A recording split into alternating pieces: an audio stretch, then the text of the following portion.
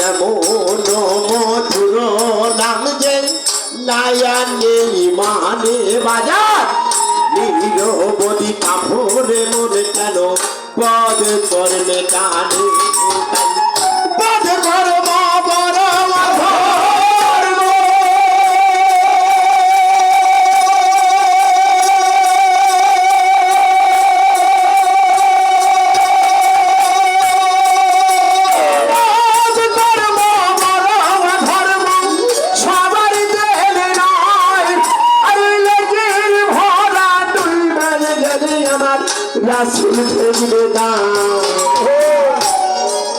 তবে হাত ধরেছে কানা গোমাজি বাজার সদাই যাচ্ছে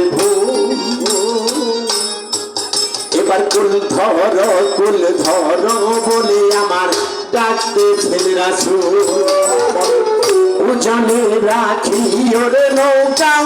ওরে পাগলা মাঝি তবে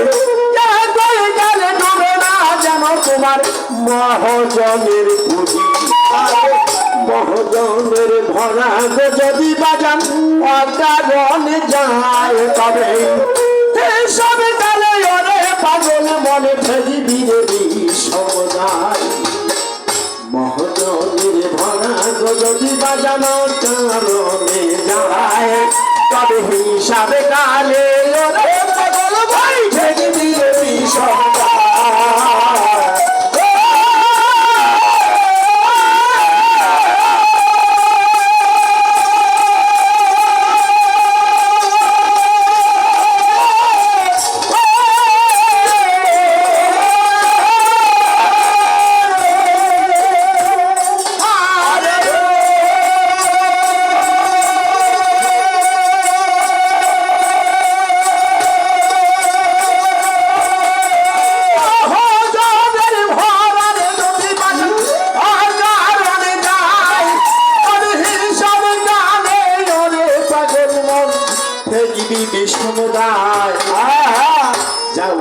যেমন জাল ফালাইয়ে বাজার ডুরি রাখছি হাতে আবার তেমনি ডুরি রেখেছে আমার ওই আপে দিল রাতে জাউলা যেমন জাল ফালাইয়া বাজার ডুরি রাখলো হাতে আবার তেমনি ডুরি রেখেছে আমার ওই আল্লাহ দিল রাতে ডুরি ধইরা যেদিন গমাওলা পয়সা মারিবে না ওইরা যাবে পাহাড় গো পর্বত একটা ধুলারে সোনা ডুরি ধইরা যেদিন গমাওলা পয়সারে মারবে তার ওইরা যাবে পাহাড় পর্বত ধুলারে সোনা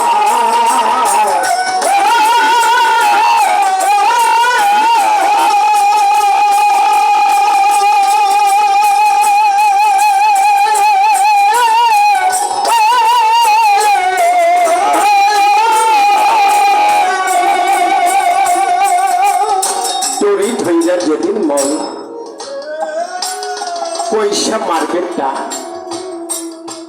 ওইরা যাবে এই মাটির পাহাড় পর্বত সভা আল্লাহ বলেছে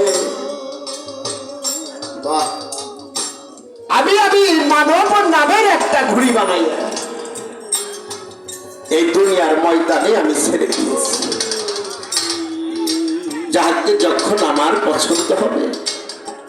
তখন তাহাকে আমি আমার কাছে নিয়ে আসবো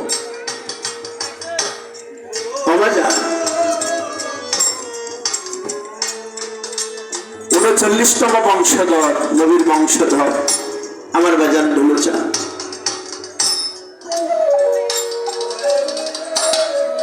এই পৃথিবীর বুকে যত বড় আল্লাহর ওলি হোক না কেন আর যত বড় আল্লাহর নাফরমান বান্দা হোক না কেন আর যত বড় টাকাওয়ালা সম্পদশালী ব্যক্তি হোক না কেন একটা আয়াত আছে বাজান কুল্লে নাফসে জায়গাতুল মউত আজবদি টাকা পয়সা ধন সম্পত্তি এই আয়াত থেকে কেউ রক্ষা পাইছে বাজা পাই না এই দুনিয়াতে যখন এসেছি আমাকে যেতে হবে এই এটাই সত্য কথা। কিন্তু আল্লাহ বলেছে আমি মানব নামের একটা ঘুড়ি বানাইয়া দুনিয়ার ময়দানে ছেড়ে দিয়েছি, যাকে যখন আমার পছন্দ হবে তখন আমার কাছে নিয়ে আসবো। ও ফেরেশতা, তুমি জানো, তোমরা কি জানো আমি কি জন্য এই মানব সন্তান তৈরি করে বানিয়েছি?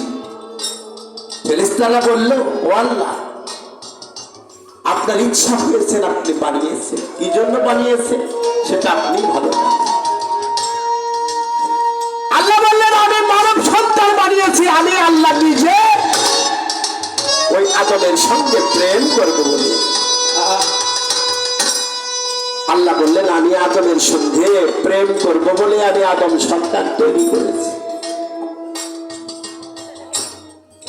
আমাদের সেই শান্তির একটা কালামের মধ্যে আছে, মানুষও বানাইছে আল্লাহ প্রেমের কারণে। প্রেমের ডুরি বাঁধো যার যার মুর্শিদের সরে, আমার ধনু চাঁদের সনে, আমার মামুর চাঁদের সনে। এই ধরা দামে এসে যার মুর্শিদের সঙ্গে ডুরি বাঁধা হলো না, তার জন্মটা মিছে হয়ে গেল। তাই আমার এই ভালোবাসার মহব্বতের আদমকে আমি আমার কাছে নিয়ে আসার আগে আমি প্রত্যেকটি আদম সন্তানকে 3টি করে চিঠি দিয়ে জানিয়ে দেবো, হে বান্দা, তোমারও তো মায়ার জগৎ ছেড়ে এখন আমার কাছে আসার সময়। প্রথম চিঠি যখন বান্দার উপর জারি হয়ে যায়, আস্তে আস্তে সেই বান্দার মাথার চুল পেকে যায়, হাদিস প্রমাণ করে। 2 নাম্বার চিঠি যখন বান্দার উপর জারি হয়ে যায়, আস্তে আস্তে সেই বান্দার মুখের দন্ত পড়ে যায়। এই দুনিয়ার যত সুস্বাদু খাবার মেওয়া, এই খাবারের মজা উঠিয়ে নিয়ে যায়। 3 নাম্বার পরোয়ানা যখন বান্দার উপর জারি হয়ে যায়, তখন আস্তে আস্তে সেই বান্দাটি 2টি চোখের আলো কমে যায়। যখন বান্দার 2টি চোখের আলো কমে যায়, তখন সে বান্দা আর একা চলতে পারে না, তাকে অন্যের উপর নির্ভর করতে হয়। এই ঘর থেকে ওই ঘর যাইতে হইলেও তাকে অন্যের উপর নির্ভর করতে হয়। হয়তো একটা লাঠি, না হয় বেটার ঘরের একটা লাঠি। মনে পড়ে যায় তার যৌবন কালের কথা। আমার যখন জোয়ানি ছিল, আল্লাহর আমানতের শক্তিগুলো আমার মধ্যে বিরাজিত ছিল। আমি কত দূর দূরান্তে চলেছি, কত কুস্তি লড়াই করেছি, কত বড় বড় বোঝা আমি টেনেছি। আজ একে একে আমার আল্লাহর আমানতি শক্তিগুলো আমার মধ্যে থেকে বিরাজিত হয়ে গেছে। আমি আর একা চলতে পারি না। কখন যেন আজরাইল এসে আমাকে হ্যান্ডকাপ দিয়ে তার দরবারে হাজির করে। যারা আমার দৌচান্দের গোলামি করে রে, একমাত্র তারাই জানতে পারবে কখন দয়াল এসে তাকে ডাক দিবে। 1 বছর আগেই তাকে স্মরণ করে দিবে যে বাবুল চান, তোর তো আমার কাছে আসার সময় হয়ে গেছে বাবা, তুই তৈরি হয়ে যা। যারা জ্ঞানী তারা বলতে পারে, যারা গোলামিতে থাকে তারা বলতে পারে, দয়াল তাদেরকে না নিয়ে যাবে না, খানা দিয়ে যাবে না। তাই বান্দার যখন চোখের আলো কমে যায়, তখন সেই বান্দা তার চলার ভাবটি কেমন থাকে বাজান? চলিতে পারবে না রে বান্দা,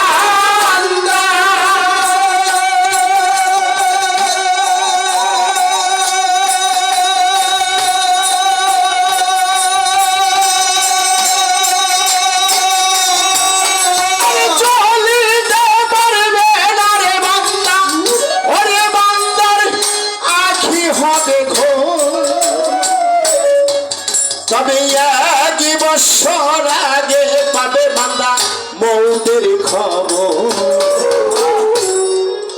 আবার 12 মাস থাকিতে রে চন্দ্র না নড়িবে আখি, তোমার 11 মাঝে থাকিতে রে বান্দার গহনে উড়বে পাখি দশ মাস থাকিতে হবে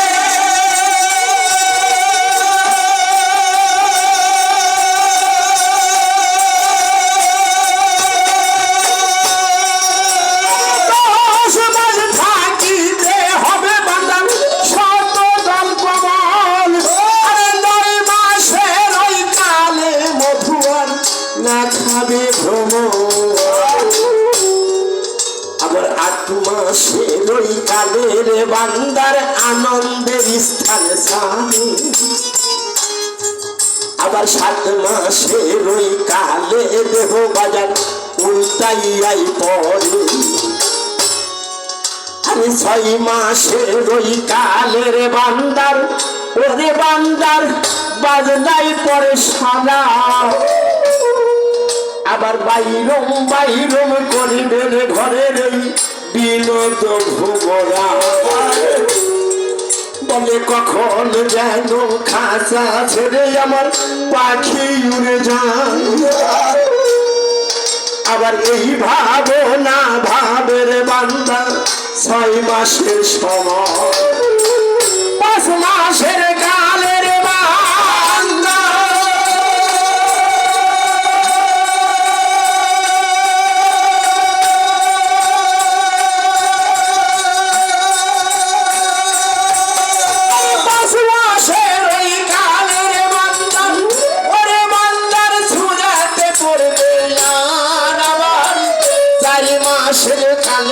হবে বান্দার লাহুতনিদা আবার 3 মাসের ওই কালের বান্দার তৃপিনি শোখায় বাজার 2 মাসের কালে খেপায় আবার মনের বোঝা আবার 1 মাসের ওই কালের বান্দা আতঙ্কিত হয় ভাবছে দেহ ছাইরে প্রাণ পাখি আমার পলাবে নিশ্চয় আবার 15 রোজ থাকিতে রে বাঁধানা চিনবে আপন পরে ওরে মন পাখি ও দাসিনী বরসে হইবে ভাব একদিন 2 দিন কইরার যেদিন ওই আজ যাইলে হবে খারাপ সেদিন তোমার মাটির ঘরে বাঁধা কে দিবে পাহারা একদিন 2 দিন কইরারে যেদিন ওই আজ যাইলে হবে খারাপ সেদিন তোমার মাটির ঘরে বাঁধা কে দিবে পাহারা আজ রাইলা শিয়া যেদিন এই চাঁদি লইয়া যাবে বাজার শূন্য খাসা মাটির দেহ মাটিতে পড়ে রবে কেউ কাটিবে সবের বাজি বাজার কেউ পাকাবে দড়ি আবার গ্রামবাসী কাটিবে সেদিন আবার করবে হাজারি আপনি মরিয়া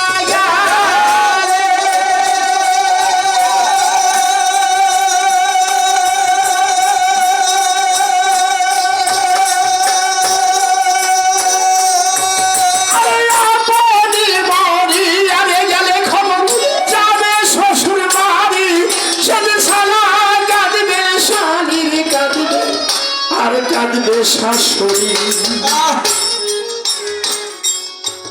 আমার শ্বশুর কাঁদবে ঘরে গেলে বুঝি নবযৌবন মাইয়া আবার আর সকলে কাঁদবে রে বাজার কিছু দই চিড়ে লাগিয়া শ্বশুর কাঁদবে ঘরে এলে বুঝি নবযৌবন মাইয়া আর সকলে কাঁদবে সেদিন দই চিড়ে লাগিয়া গ্রামবাসী পাহাড়ে পড়ছি কাঁদবে আফসোস করে আমার ওই মায়ের কাঁদবে খাটের বয়া ধরে গ্রামবাসী পাহাড়ে পড়ছি কাঁদবে আফসোস করে আমার চরম দুঃখী মায়ের কাঁদবে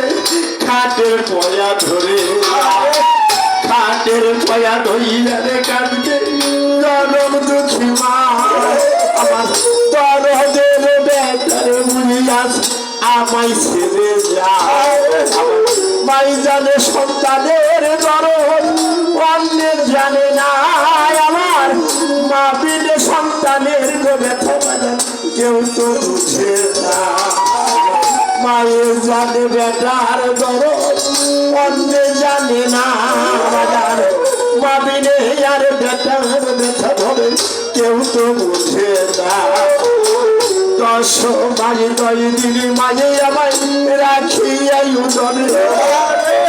কত কষ্ট কইরে মায়ে আমায় আনলো ভবের পরে মা দক্ষিণের কাছ থেকে যদি কারো সন্তান চলে যায় আমার মা দক্ষিণের কঞ্জের পুইরে আঙ্গার হয়ে যায় বাবা জানে বেটার দরদ অন্যে জানে না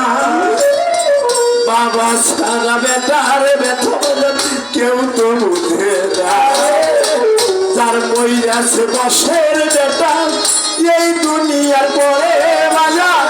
সেই তো জানে বেটার ধরে যাবার অন্য জানে জানে সন্তান জানে বাবার জ্বালায় আবার যার হারাইছে বাবা সন্তান সারা বাবার গৌরব আর বুঝিবে কেবা কত কষ্ট কইরা বাবা